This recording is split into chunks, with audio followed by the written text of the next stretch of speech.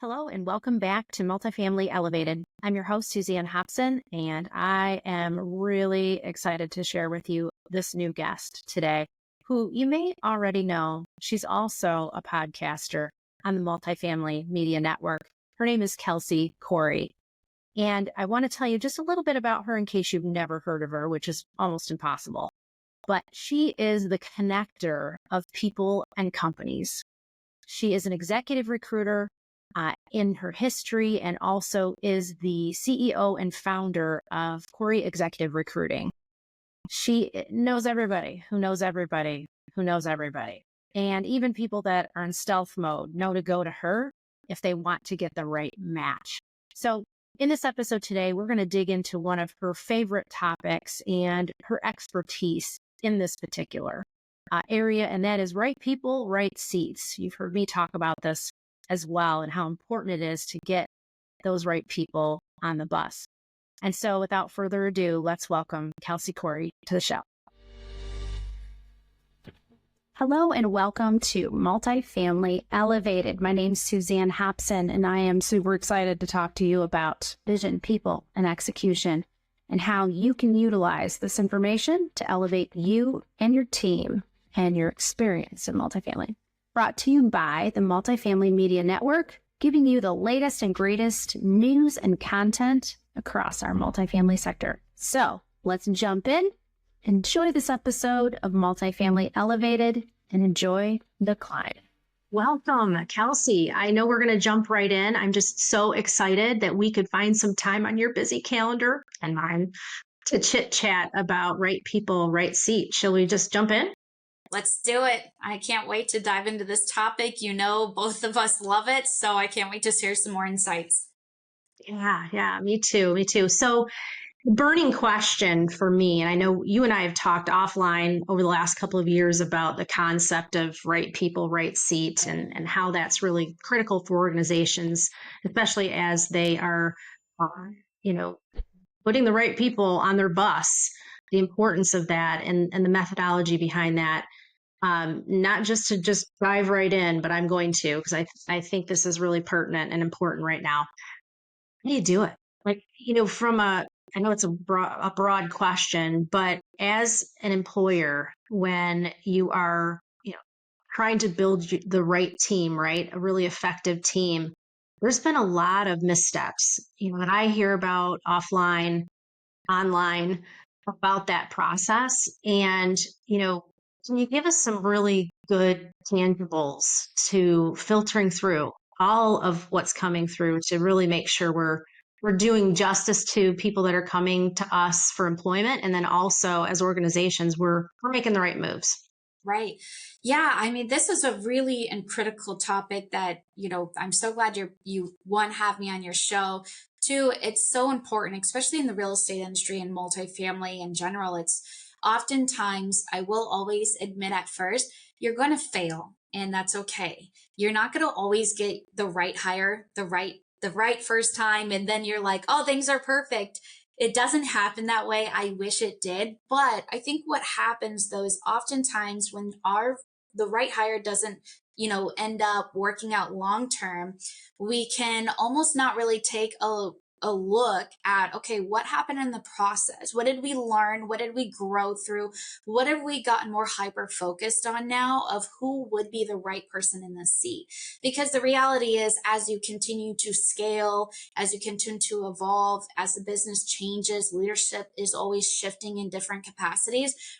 That means your team dynamics are naturally going to evolve and change with that. And oftentimes we don't grow through that. We stay kind of, this is how we've done it. This seemed to work at this point in time, and we're going to just continue on this process, and we're going to pass blame onto the other side of the table. And I like to lead with transparency of, we as employers also have a really critical component in this. And, the best thing to do is take responsibility to look at your teams and say, hey, we may have not made the best hires over time, or we ended up putting somebody in the seat that just didn't work out long term for whichever reason that was. But it is our responsibility as not just HR and not just in the talent acquisition space, but as the executive leadership team, as your on-site teams, as everybody can come together collectively and say, what's critical? What do we really need for this region or this portfolio? Because that's another thing people don't really talk about.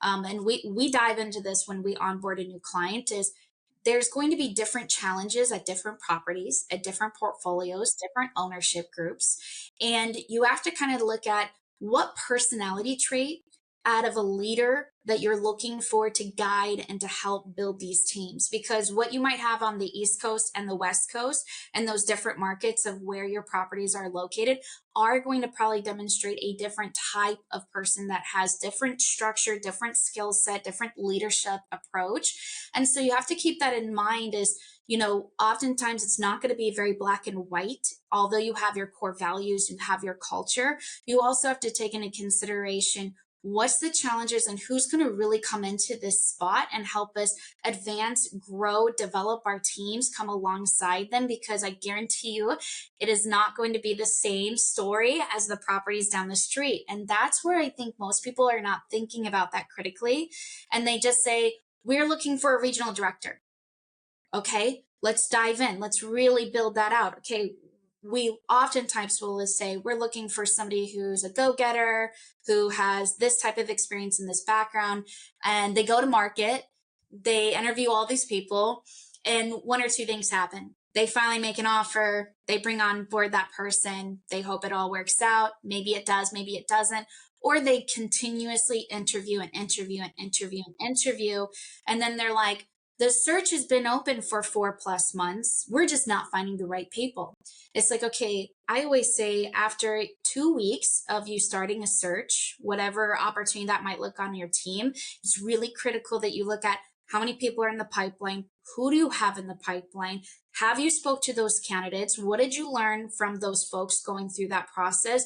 And then at that point, if you're still not sure if people are in alignment, that's the time when you regroup with your team and your partners that you're working alongside and saying, okay, this is what we're kind of seeing inside the marketplace. This is where I think we need to pivot and start saying, okay, now that we've got our feet wet and we're seeing what's happening in the Midwest, or, different industries are going to call for different types of folks.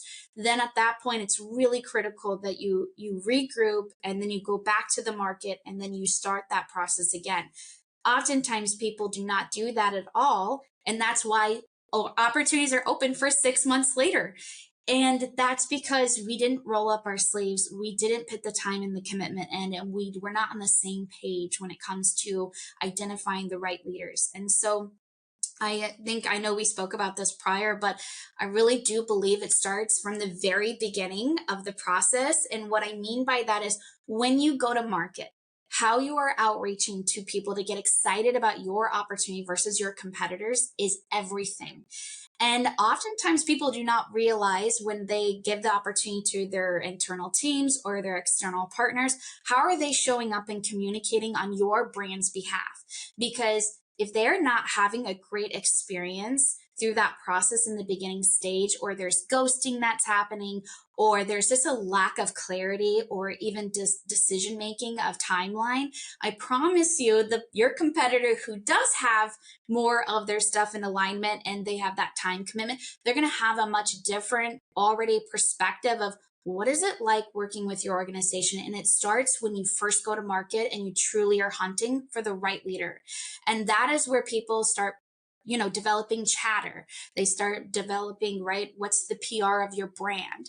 How are you guys showing up in the very forefront of that stage? Because, right, people want to probably be a champion of your organization, but if they're not having a great experience, and then most of them will say, yes, I want to go through the interview process. I just want to hear what the opportunity is like. And then there's a misalignment in terms of not being on the same page, meaning half the team is prioritizing that search. And then the other half's like, I'll talk to that person in 2 weeks. I don't have time on my calendar. We'll keep that person warm and let's just see what happens in the interim. We've got other fires happening. And that is like I would say that is probably an obstacle. Let's face it, all of us have fires. All of us have a sense of urgency. All of us have different initiatives we have to execute. But if you go to market, you start tainting your market out there. You're not prioritizing the search with your decision makers, and you're not coming with an effective interview process. That will you are already automatically setting yourself and your team up to fail, because timing is everything. Finding the right leader for the right seat is critical, because I guarantee you by the time you're like, we love this candidate, we want that one, and then you bombed it and you don't know why they didn't decide to accept your offer, or they accepted your competitor's offer down the street. It's because you were not putting that intentionality and prioritizing that search to begin with. And so I think that's like, it sounds really simple, but I bring that up because it happens across the board all the time. And I think that people actually, there's tons of talent out there. We see it all the time, right? There's lots of different high-level leaders looking for their next best venture.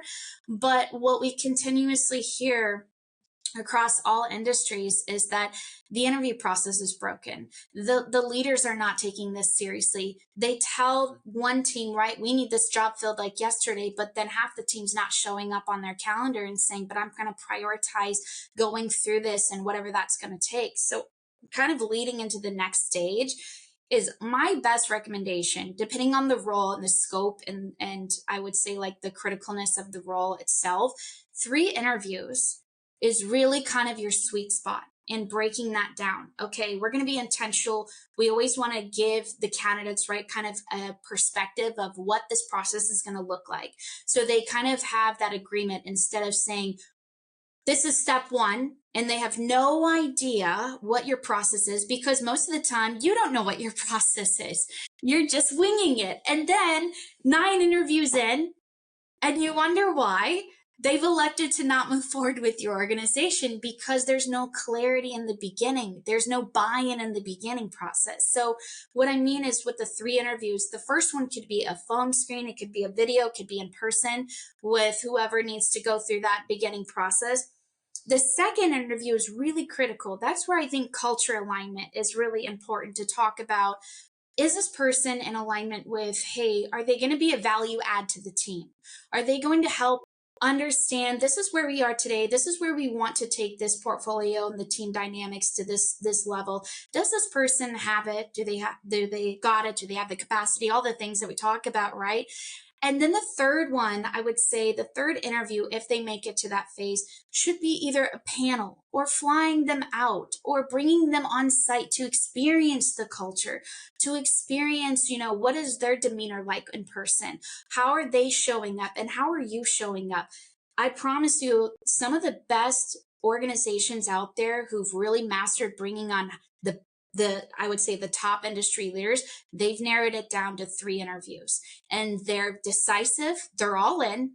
They communicate to us, hey, we're prioritizing this opportunity. These are the decision makers that are engaged in this search and going to be a part of this process.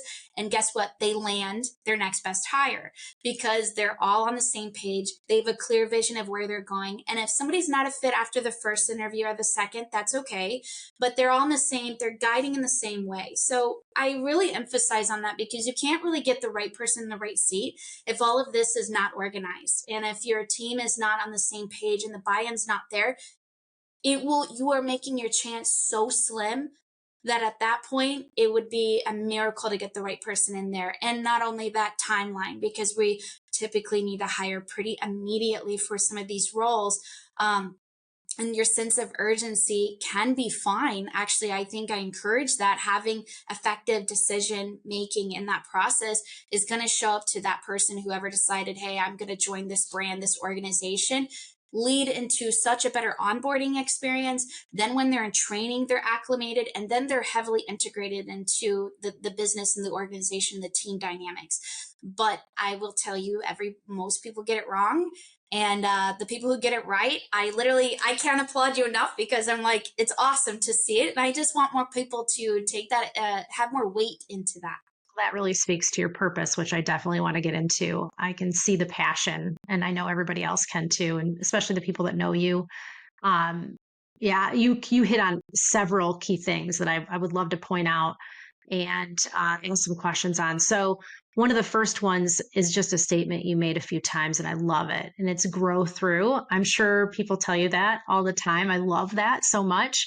It puts a really great, I guess, perspective or filter on that, that Yeah, process. right. Um, and the second thing that I'm hearing you talk about a lot, which sounds a lot like sales and marketing, is really presenting this whole thing to market when you go to market with your job acquisition or your description or your job opening, to really make sure that that's a thoughtful process and in alignment with your hiring team, that it's matching correctly with the objectives of that role in that region or area, what the needs are of that particular team. It's brilliant. And you're right. Now I'm thinking about some things that I've done in my past hiring experience. We could have been a little more detailed with that. Yes, I totally see that. My favorite thing, and maybe it's just because I love process, but my favorite thing that you're talking about is the process itself. And that's where a lot of my work comes from, which is, and I'm sure you too, which is just, really being able to help teams figure out what the right process is for their organization. And that takes a whole mindset shift, I think, from the industry or from the company itself within our industry. We have some that do it really well, to your point. And then we have others that are, just kind of flying by the seat of their pants, to be honest. And it is like throwing a dart at a dartboard with a blindfold on when you aren't specific and targeted in what you're doing.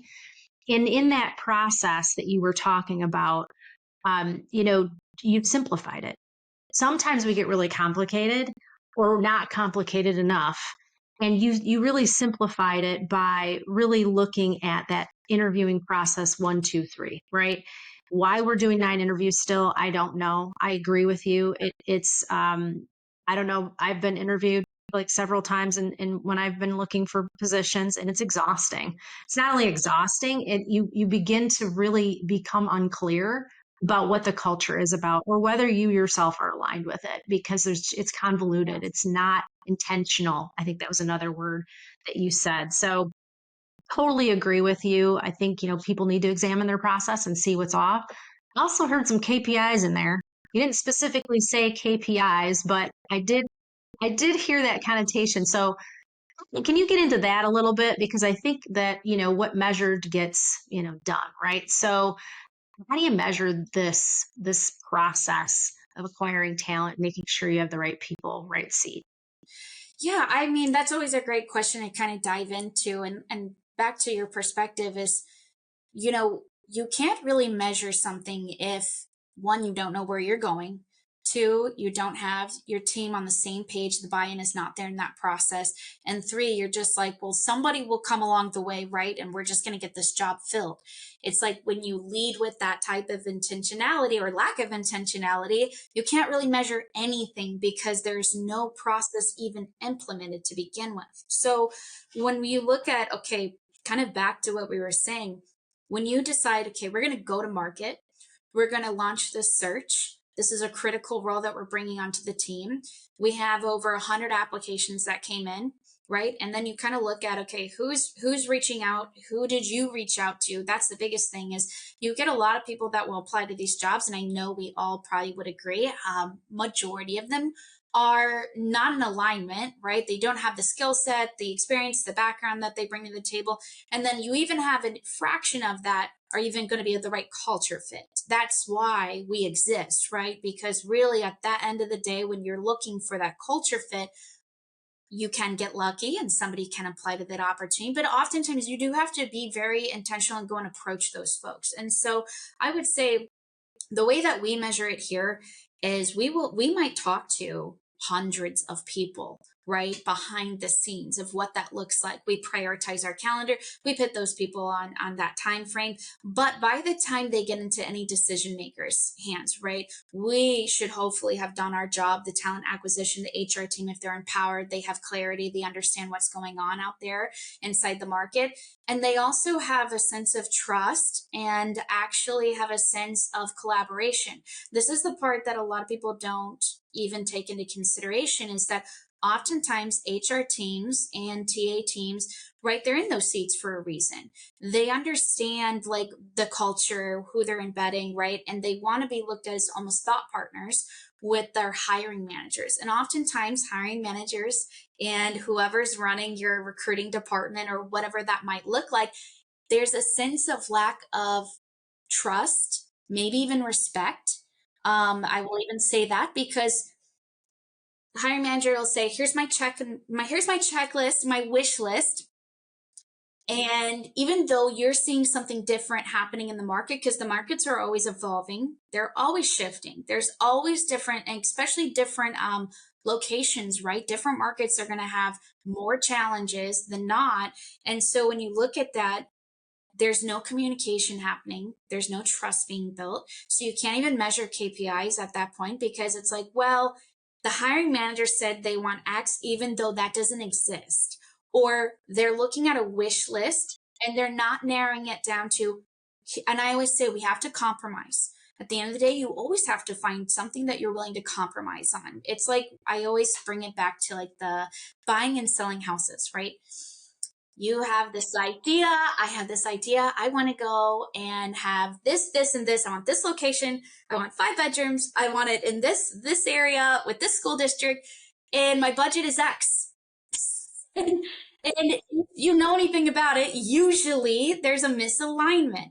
But what happens, you cannot measure any of the KPIs, is if you just keep going on the wish list, but the budget or the parameters are not in alignment. You will never make your best hire that way. You will be frustrated. Then you will probably lose some of your best team members over time, depending on how critical it is, because you are not willing to dig in and say, okay, hey, your HR team or whoever is running that search is coming alongside the hiring managers and the leadership team and saying, this is what we're seeing inside the market. This is where I think we could be very strategic. And maybe we are willing to compromise on this, and this, but these are the non-negotiables. I promise you, if you can get really focused on that, then the folks that you have in that process can be a lot more accurate, a lot more pinpoint. And I've almost seen it happen many times where you will find your next best hire that way. But a lot of people are not comfortable, or they do not feel empowered. They do not have the autonomy to be transparent of like what's going on. And there's a mismatch in communication. And I see that happen across the board, and almost a sense of intimidation. Like they say their culture is right. We have an open door policy, but when you get to the nitty gritty and you have to have that intentionality. And I will preface, not every TA team, right, and recruiting department or HR necessarily may even have the experience to do that. And that does happen depending on how small the organization is or just the way that they're structured. And that's okay. Going into that is fine. But then somebody on the other side of the table, right, the hiring managers or the executive leadership then knows that they need to be more involved in that process. Because at the end of the day, right, it's like you're going to have a lot of great talent out there, but usually you're looking for the one. You're looking for that one person where you're like, yes, that's our next best hire. That's who we've been looking for. And that typically has to be very thoughtful and really carried through and extremely collaborative, because if both parties are not on the same team, that's why you're going to find a mismatch. And that's why when you look at all the numbers, okay, we have 1,000 applications. How come we can't find the one, or we don't want to settle for somebody that may not really take us to that next phase of where we want to go? That's what happens so often. And I promise you, if you can work on what we just talked about and you work on this component, you will save a lot of time. You will save a lot of headache and frustration. And overall, the teams and the dynamics will feel more empowered, and they have more autonomy to go out and execute and bring on the right leaders at the right time. Gosh, wow. That was awesome. It's like, I hope I answered it, but it's No, you difficult. did. No, I get you. And to your point, you can't just slap KPIs on something like this if you've got all of the, the process isn't correctly in place. And one of the things that you said that I think is, gold, another nugget, how there have been several, is really about being on the same page. And I found this too, where, people don't even agree on the accountabilities of the role. And that right there is a setup for disaster. And I do notice this too when people come together, a team of hiring people, and they can't make up their minds. Like that is a signal or an indicator that the process is broken. And so, to your point, you've given people a lot to be looking for, these time wasters that you pointed out, and that same page conversation or alignment or collaboration. That's just healthy, right? I also think you said something else about the HR department or the hiring, team, not necessarily always being respected. And I've seen that too. They really are the experts. Hopefully, let's give the ideal, and then we can talk about the reality of it. But I do think that they have a knowledge and a global perspective because they're looking at all positions in all markets that a hiring manager may not have. So I've seen that too. And I do think that through that collaboration, understanding that these are going to be the expectations of that role, the accountabilities, and this is the right person that we're looking for, building that out prior, that becomes the filter is what you're saying. Yes, exactly. And we were just working on a search where this happens a lot too, and this probably resonates. I'm sure you've seen this on when you've been heavily involved inside the industry as well. But the ownership group and the operators, when they're in partnership, will have very different visions. And they believe they have an idea as to what they're looking for, right? So typically the ownership group will say, really looking for more of a strategic visionary to come in and help build out this platform. But then the operators are like, yeah, but we have boots on the ground. And I'm telling you, we need somebody who can roll up their sleeves and be more of a doer and be more entrenched and help still lead the way. And that happens so often. So it doesn't matter who's the smartest person in the room, all these things. We only work together our best when we all put our brains together and really, like I always say, you want to level up. You don't want to keep playing checkers. You want to play chess. You got to look at all the pieces on the board. Everybody has a little different perspective. And then you'll find your happy medium. You'll find your balance through that process. But when somebody's really like gung ho and saying, this is what we want, and this is what we want, and then somehow you're supposed to make it happen, that's where a lot of people, even if you get the right leader who finally said, yes, I want to join the team, if there's a lack of clarity in that process, and once they get involved in it 3 months in, that's why there's a lack of retention, or that's why there is a drop off, right? Because you were not, again, there's not alignment happening. And I stress about that because it is literally probably the number one issue that happens across the entire industry as a whole. Multifamily is not alone in that sector, of course, but like my advice is applicable to any industry, but multifamily, that tends to be a real pattern. It doesn't matter. I always say it doesn't matter how good I am at my job. If the internal process is not there, or like how the communication is, you could get the right people at the right time and you can still have that mismatch happen. And that's why I stress on this. Totally. Totally. And, it brings another question. I don't want to get sidetracked because it's a whole nother episode that I could have you on and talk to you about. But it's the filtration systems that we have out there. There's a million assessments. And I would love to talk to you about that because there's just I feel like we're swimming in them. I myself have taken probably 7 to 10 different assessments, personality tests, all that stuff as an effort to try to, put me as, whatever it is, and used that also on the other end to filter people. And everybody's got their opinion about what assessment is the best assessment. But I know it's a whole other show. That is such a big topic. Right. Promise me you will come back and talk about that. Yeah. That would be great. That'd be great. I think it's pressing for people. But the one thing I'd love to talk about is really your passion for what you do, and also how you came up with Leaders on Deck. I'd love to hear that story. I just think I've already heard it, but I know some people in our audience have not. So can you tell us a little bit about that? Like your passion, where that came from, and then this new thing that you're doing? Yes, no, thank you for allowing me to share. I would say when I first started in the industry at 18, it was funny. I never thought I loved real estate. I knew that as a young child. I loved real estate. I didn't know there was so much diversity and different verticals in real estate during that time. So it was kind of a blessing in disguise that I fell into the space, which resonates with so many of leaders like yourself, right? It's not like we go to college and then we're told property management is right on the table for us, right? Most of us had no idea, and somehow we fell into it or got recruited, and then we decided to stick with it. I mean, that's why it's so fascinating kind of looking back this past decade of where did it all start. But essentially, I started at a local staffing firm that specialized all in multifamily, all property management, in Denver, Colorado. And I really grew up, I would say, during that time. And it was more of the temp to hire world. What I learned and what I've loved about it was I enjoyed people. I really took it seriously that these are people's livelihoods at the end of the day.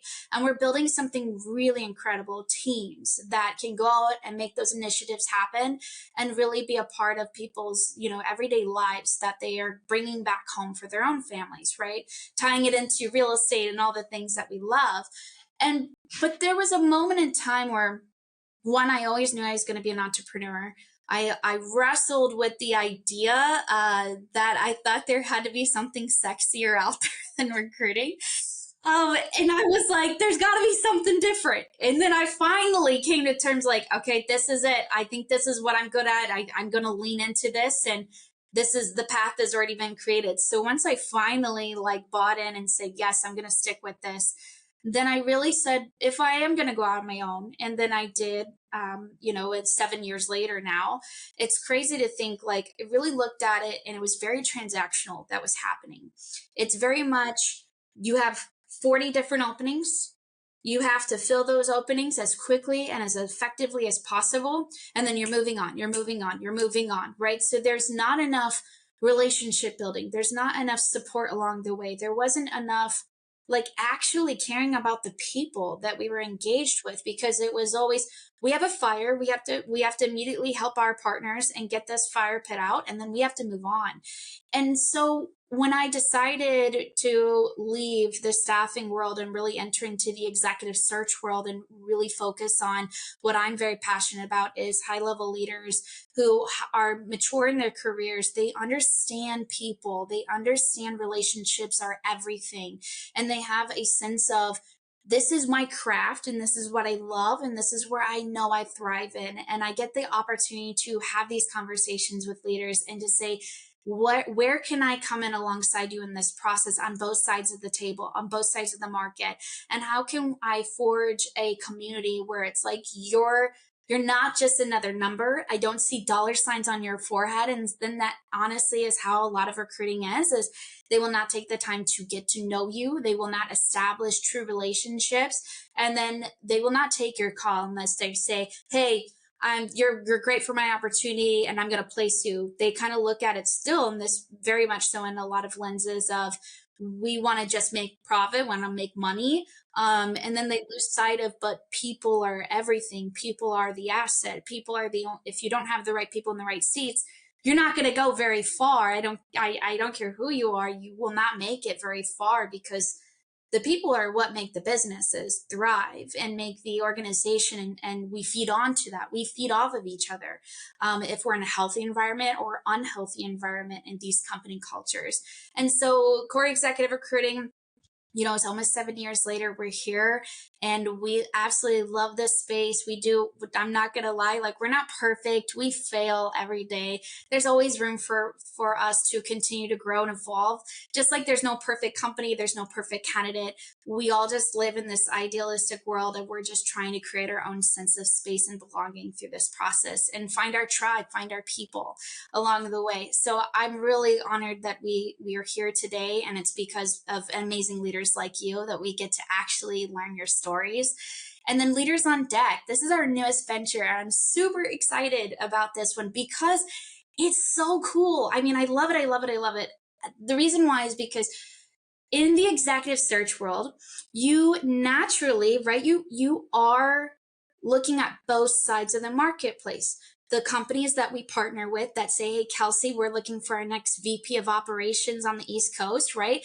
But then when we are in the market having all these conversations, there's so many people who are confidentially looking, who are openly looking, that will come to us naturally and say, hey, I haven't been on the other side of the table in over a decade.